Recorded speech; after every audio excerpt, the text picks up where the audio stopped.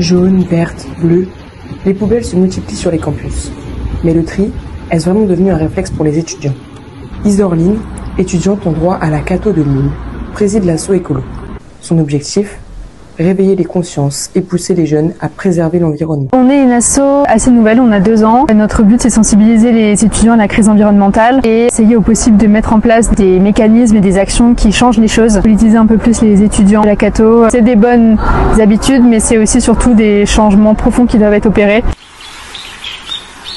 Sur le campus, on a un tri des déchets qui est assez mis en avant. On a différentes poubelles, les couloirs, mais également au restaurant universitaire. On a le papier dans une poubelle séparée, le carton dans une poubelle séparée, et le plastique et les canettes. Donc voilà, c'est mis en place. Après, c'est pas forcément effectif. Il y a beaucoup de confusion avec la poubelle jaune qui est pour les canettes et le plastique. On trouve souvent d'autres déchets dedans. Donc voilà, il y a des actions qui sont mises en place, mais c'est pas forcément effectif pour l'instant.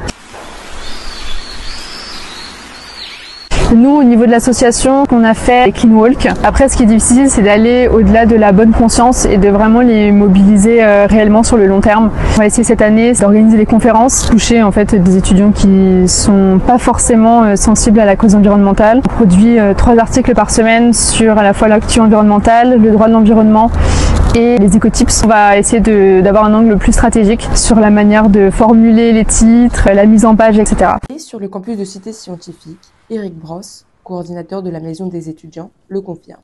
Selon lui, la collecte est plus minutieuse et le rapport des jeunes aux déchets a changé radicalement. Je gère la Maison des étudiants depuis une quinzaine d'années et effectivement la problématique des déchets, elle était prenante, très prégnante, avec des attitudes des étudiants qui étaient assez déplorables. On a démultiplié les poubelles à l'intérieur et à l'extérieur. On a eu plusieurs générations d'étudiants qui ne respectaient pas le tri. On a été pendant longtemps le seul quartier d'Europe où il n'y avait pas de tri sélectif. Du tout venant, les canettes en fer, les bouteilles en plastique, les gobelets, il n'y avait pas de possibilité de trier. J'ai retourné le problème dans tous les sens pour qu'il y ait un tri sélectif. J'ai même provoqué des réunions avec des responsables d'Estera. Estera, c'est la société de la métropole lilloise qui gère les déchets. L'université ne paye pas de taxe foncière. Et dans la taxe foncière, il y a la collecte des déchets qui est compris dedans. C'était compliqué d'organiser un tri sélectif. Les étudiants sont amenés à trier, mais effectivement, c'est pas toujours respecté. Il y a une poubelle tout venant et une poubelle papier, carton, plastique et fer.